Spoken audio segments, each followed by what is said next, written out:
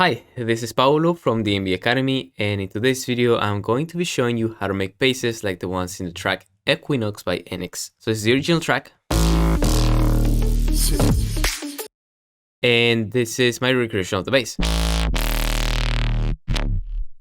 I know it's not exactly the same, but I think it shares a lot of principles from the original, and it'll give you enough techniques for you to start making sounds in this style. And if you stick till the end of the video, I will show you how to turn this sound into something of your own. But before we get started with the video, make sure you get subscribed to the channel and hit the notification bell to not miss any for future videos. And if you want to support the channel, consider grabbing one of our products at dmbacademy.com. We have crazy preset packs. We have producer bundles made by pro artists like Icicle, Current Value, Abyss, Mastic, and many more, showing you how to make tracks from start to finish with all project files, presets, samples, etc. included. And speaking about samples and presets, if you want the ones from this video, consider joining Preset Pass. The link is also in the description. So, with all of that being said, let's get into the video.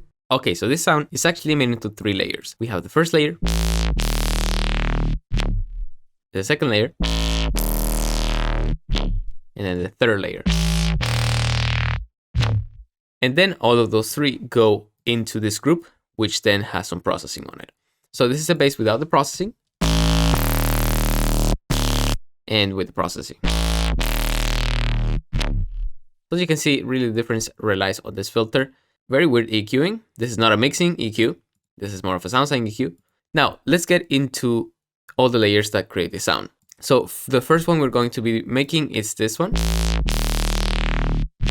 Let's just deactivate all the effects on this group. And let's get into the sound design for this layer. So before we do anything in Serum, these are notes that we're going to be playing. You can copy them if you want to follow along with this video. So now let's jump into Serum. Okay, so here I have an initialize patch, and the principle behind this sound is to mix a saw wave, a sine wave, and some noise through distortion. So it's going to be a very simple setup. I'm going to load a saw wave on this side and then a sine wave on oscillator B. We're going to bring its random phase all the way down, and we're going to flip the phase of this sine wave just so they have kind of the same polarity, meaning that the left side of the waveform from this middle position, it's positive, same with the sine wave, and then the rest is negative. Cool, then we're going to add noise. And that's kind of the sound, but we want to add distortion. So we're going to turn the distortion and we're going to load diode 2. Really nice distortion. Let's boost it up.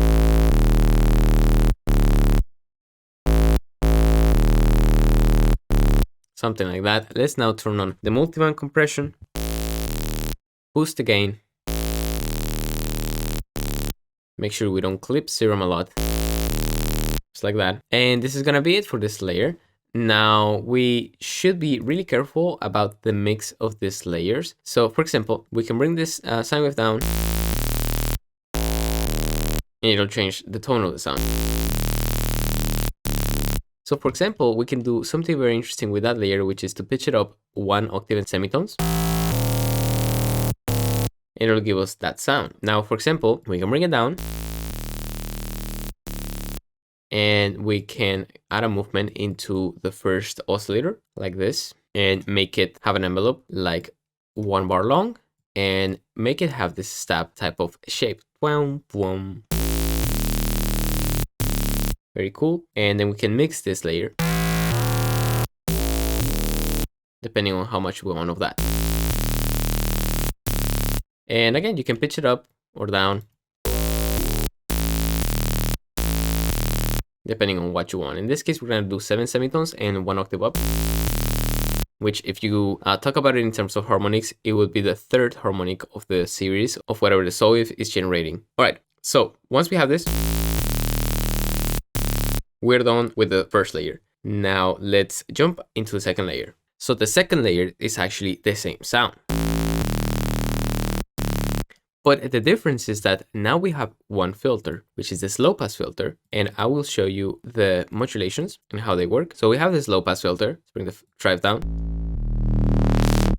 And as you know, low pass filters, they just cut the highs in a curve that looks something like this. Now, the reason why I added that filter after the distortion and the compression is because if we added it before, we actually don't get lots of the cool overtones that the distortion generates and the compression. So it's better if we just filter the final sound.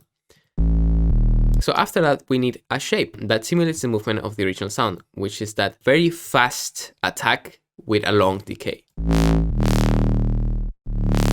So we need kind of that automation, which is exactly this shape. Short attack, long decay. So once I automate that, this is what we get. Cool. So now, very important, if you add a resonance area to a filter, for example, let's isolate the saw wave. If we were to add a resonance here, you can see how that resonance colors the sound in a specific way, which is actually very, very cool. Because you can pair that with distortion and some noise, and you can have very, very interesting results. So that's exactly the principle behind the sound and why it sounds so cool. Because now we have a filter that is doing that, right? And now you just gotta find the sweet spot on where it does that. Now, if we do that before the distortion, as you can hear, it clearly sounds very, very distorted. That resonance sounds very distorted. But if you do it after,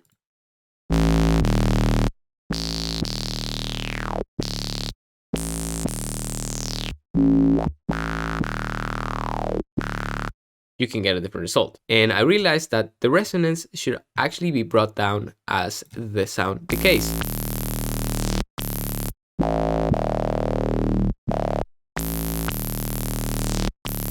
So that's the principle behind why this sound has this really cool identity to it, or this really nice expression.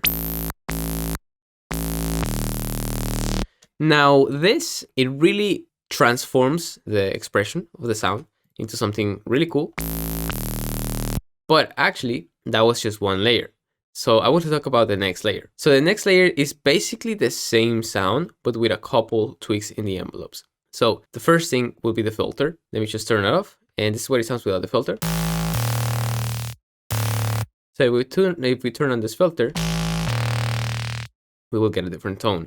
Now I added this type of decaying shape on the envelope so I don't get the full sustained sound. I wanted these harmonics to go down over time,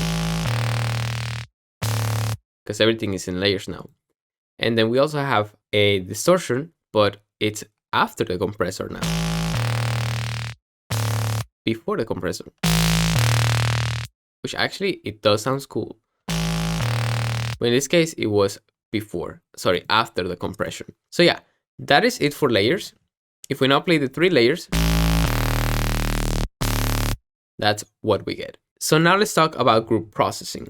So once we have those 3 layers, so the next thing that I thought is, now I need to apply that filter into the 3 layers. I thought of doing it patch by patch, but at that point, my patches were already duplicated and I couldn't bother to just duplicate the first patch, do the filter, and then repeat the variations. I was actually very happy with my settings in terms of distortions and filters that I really didn't want to change it.